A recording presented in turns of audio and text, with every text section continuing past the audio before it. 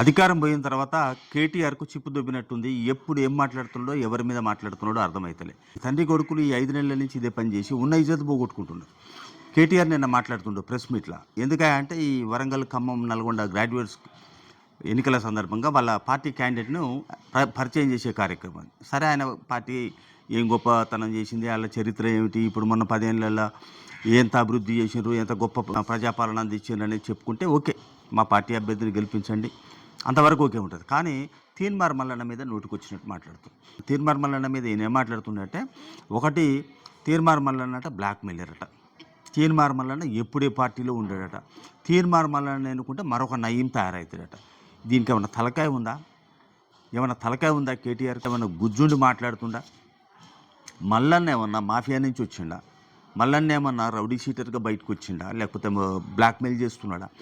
మల్లన్న ఒక జర్నలిస్టు. ఆయన ఈ డెమోక్రసీని గౌరవిస్తూ చట్టసభలకు పోవడానికి ప్రజల ముందుకు వచ్చిండు, మద్దతు ఇవ్వమని, గెలిపించమని పోటీ చేస్తున్నాడు. ప్రజాస్వామ్యాన్ని రక్షించే పనిలో భాగంగా చేస్తున్నాడు. అయితే ఇలా మంట ఏంటంటే, ఇంతకుముందు మా ప్రభుత్వం మీద మాట్లాడిండు కదా, మాట్లాడక ఏం చేస్తారు మరి? లంగపల్లి చేసినప్పుడు ఉతికారేస్తారు. ఒక మల్లన్న ఒకటే కాదు, ప్రజలు మొత్తం అది నమ్మిండ్రు కాదు, బండ కొట్టారు. వీళ్ళ రోడ్డు మీద నిలబెట్టిండు గుడ్డబట్టలతో. సో అది గ్రహించకుండా మల్లన్నను టార్గెట్ చేసుకుంటా, అంటే ఇప్పుడు ఇంకొకటి కూడా ఉంది. మల్లన్న మొదటి నుంచి వీళ్ళు ఎమ్మడి పడ్డాడు, వీళ్ళ బండారాన్ని మొత్తం బయట పెట్టాడు. అది డ్యామేజ్ అయింది. మొత్తం కింద పడ్డాక తెలిసింది, ఓ సోషల్ మీడియా ఇంత స్ట్రాంగ్ ఉందని. 2-3 సార్లు మాట్లాడాడు. సోషల్ మీడియా అనుకున్నా, ఏదో అనుకున్నాం కానీ ఇట్లా అయింది, మేము ఏదో అభివృద్ధి చేసినాం కానీ ఓ 10 ఛానళ్ళు పెట్టుకున్నా బాగుండేది, యూట్యూబ్ ఛానళ్ళు, అధికారం నిలబడని ఇటువంటి ఏడుపు కొట్టు మాటలు మాట్లాడుకుంటూ వచ్చిండు. చివరికి అది పరాకాష్ఠకు చేరి ఎమ్మెల్సీ ఎన్నికల సందర్భంగా మల్లన్న మీద నోరుపారు చేసుకుంది.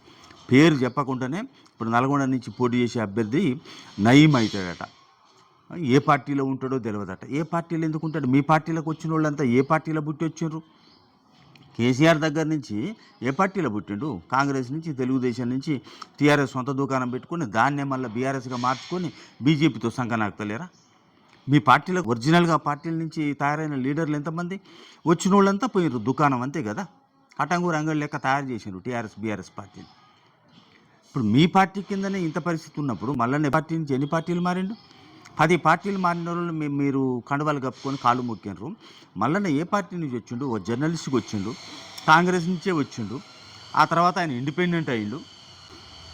మీరు కేసులు పెట్టి 78 కేసులు పెట్టి వెంటబడి తరుముతున్నప్పుడు రక్షణ కోసం బీజేపీ పార్టీకి 4 రోజులు పోయింది. ఆయన ఐడియాలజీ కాదు, ఆయన లెఫ్ట్ ఐడియాలజీ నుంచి వచ్చినోడు, ఆయన స్వతంత్ర ఆలోచన ఉన్నోడు. అందులో ఇమడలేకనే బయటకు వచ్చిండ్రు. తర్వాత కాంగ్రెస్ వాళ్ళు అక్కడే చేర్చుకున్నారు. మీకేం నొప్పి? మీ పార్టీలోకి వచ్చిన వాళ్ళంతా మీ పార్టీలో పుట్టినోళ్ళు కాదు, మీ పార్టీలో ఉండేటోళ్ళు కాదు. ఇప్పుడు అధికారం బొంగన ముఖం మీద దాన్ని ఎక్కడోడు అక్కడ పోలే. ఇక తర్వాత నయీం గురించి అంటాడు. నయీం గురించి మాట్లాడితే, నయీంలను తయారు చేసింది మీరు. అసలు మీ గవర్నమెంట్లో ఉన్నదే మొత్తం నయీంలు.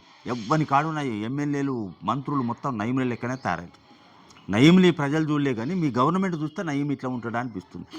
ఇప్పుడు కేటీఆర్ఏ పెద్ద నయీం లెక్క తయారైంది కదా. అన్ని ఇసుక దందాల వాళ్ళే, భూదందాల వాళ్ళే, ప్రతి దాంట్లో పబ్లిక్ సర్వీస్ కమిషన్ల ఆరోపణలే, 111 జీవోల ఆరోపణలే, ఫామ్ హౌజులు, ఈ డ్రగ్స్ కేసులు, ఇవన్నీ ఎన్ని ఆరోపణలు వచ్చినాయి కేటీఆర్ మీద? ఇది మరి నయీం దందా కాకుండా ఏం దందా అవుతుంది? అంటే ఏడుపు కొట్టు వీళ్ళు కింద పడ్డా ఏమాత్రం సిగ్గుపడకుండా, ఆత్మపరిశీలన చేసుకోకుండా, ఒక జర్నలిస్టు ప్రజాస్వామ్యయుతంగా ఎన్నికల్లో పాల్గొంటూ ప్రజల మద్దతు కోరుతుంటే వీళ్ళకి కడుపుమంట. ఇప్పుడు మల్లన్నను పట్టుకొని ఇటువంటి మాటలు మాట్లాడుతున్నారు. పోనీ మల్లన్న స్థాయి వ్యక్తులు, మల్లన్నలాగా ప్రజల పక్షాన కొట్లాడినటువంటి వ్యక్తులు మీ పార్టీలో ఒక్కడనుండా? ఎవడన్నా బతుకున్నాడా మీ పార్టీలో? ఇవ్వాల ఎవ్వనికి అవ్వడు. ఎవ్వనికి ఆడ దొరికినాడు కొనుక్కొచ్చుకున్నాడు బయట జారి అమ్ముడుపోయింది. ఇది మీ పార్టీ పరిస్థితి. అందుకని కేటీఆర్కి మళ్ళొక్కసారి చెప్పేది ఏంటంటే, ఇప్పుడు ఘాటుగా చెప్పినా మళ్ళోసారి చెప్పేది ఏంటంటే, ఫస్ట్ మీరు ఆత్మపరిశీలన చేసుకోండి. మనం ఎందుకు ఓడిపోయినాం అనేది చూడండి. కేటీఆర్ ఈ ప్రవర్తన వల్లనే, కేటీఆర్ బల్పు వల్లనే, కేటీఆర్ అహంకారం వల్లనే ఇలా బీఆర్ఎస్ పార్టీ నాశనమైంది. కేసీఆర్ పరిస్థితి కూడా ఈ కాడికి దిగజారింది. కేటీఆర్ ఫస్ట్ నోరు అదుపులో పెట్టుకోవాలి. ఆయన లాంగ్వేజ్ మార్చుకోవాలి, బాడీ లాంగ్వేజ్ మార్చుకోవాలి, ఆయన ఆలోచన మార్చుకోవాలి. ఆయన ఒక మామూలు లీడర్గా అందులో ఉంటే భవిష్యత్తులో ఏమైనా బీఆర్ఎస్ పార్టీ ఎగురు పెట్టే అవకాశం ఉంటుంది. ఇదే బల్పు మాటలు మాట్లాడి, ఇదే కలర్ మాటలు మాట్లాడి, వాడెంత వీడెంత, మేమే పెద్ద సొక్కాలం అనుకుంటా పోతే ప్రజలు మళ్ళీ ఒకసారి అవకాశం ఇయ్యరు. ఈ అటు నుంచి అటే పోవాల్సి వస్తుంది. ఇంకోటి ఏంటంటే, ఈ కేటీఆర్ మాట్లాడే మాటలలో ఆత్మపరిశీలన లేదు కాదు, ఎవరిని తీరుతున్నారో తెలియదు. ఇలా టార్గెట్ ఎవరు, బీజేపీనా కాంగ్రెసా? కాసేపు ఇటు కాసేపు అటు గేమ్లు ఆడుతున్నారు. నిన్న బీజేపీ తోటేమో అండర్స్టాండింగ్లో ఉన్నారు, బలహీనమైన అభ్యర్థులను పెట్టి బీజేపీ ఎంపీలను గెలిపించే పని చేశారు. ఓట్లు కూడా అంటే మార్పించారు బీజేపీకి, కాంగ్రెస్ను ఓడగొట్టాలని. మళ్ళీ వాళ్ళ క్యాండిడేట్లను లీడర్లనేమో కాంగ్రెస్కి పంపించారు, నాయకులనేమో కాంగ్రెస్కి పంపిస్తారు, ఓట్లనేమో బీజేపీకి పంపిస్తారు. ఎటు సాంత అయితే అటు దురుదామన్నట్టు చూస్తున్నారు. మళ్ళీ ఏమనంటేనేమో జాతీయ పార్టీలు అంటారు, గల్లీలో లేవలేని పరిస్థితి. కేటీఆర్, ఫస్ట్ మీ పరిస్థితి బాగాలేదు, మీరు ఎందుకు ఈ దుస్థితిలో వచ్చినారో చూసుకోండి. మల్లన్న చిన్న కుటుంబం నుంచి వచ్చినోడు, ప్రజల గొంతుకలాగా ఉపయోగపడ్డాడు, ప్రజల గొంతుక వినిపించడానికే ఈ దారిని ఎన్నుకున్నాడు. మీకు వీలైతే మల్లన్న కూడా మద్దతు ఇవ్వండి, భవిష్యత్తులో మీకు ఆ పుణ్యం దక్కుతుంది. అంతే తప్ప ఈ ఆడిపోసుకొని అడగోలి మాటలు మాట్లాడితే ప్రజలు సహించరు, మరింత బండకేసి కొడతారు. ఇది గ్రహించాలి కేటీఆర్.